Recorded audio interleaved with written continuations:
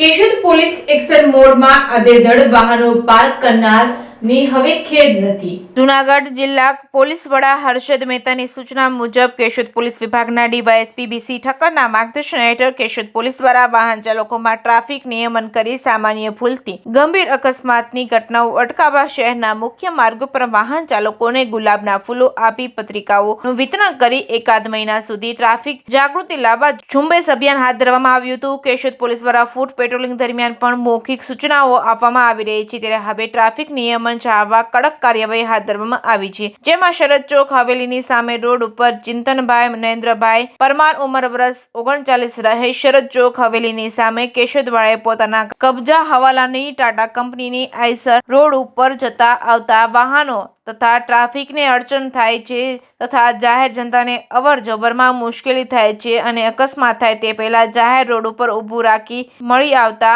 Keshod police સ્ટેશનના traffic શાખાના police head constable Bhimabhai Dayabhai Khambhala દ્વારા ઇન્ડિયન પિનકોડની કલમ 283 હેઠળ ગુનો નોંધી કાયદેસરની કાર્યવાહી કરવામાં આવી છે। કેશોદ પોલીસ સ્ટેશનના પોલીસ ઇન્સ્પેક્ટર અનિરુદ્ધસિંહ ગોહિલ દ્વારા વાહન ચાલકોને અપીલ કરી છે કે મુખ્ય માર્ગો પર આપના વાહનો અડચણરૂપ રીતે પાર્ક કરવા નહીં, જેથી ટ્રાફિક જામની સમસ્યા હળવી થઈ શકે છે। Reporting by Raju Pandya, Keshod.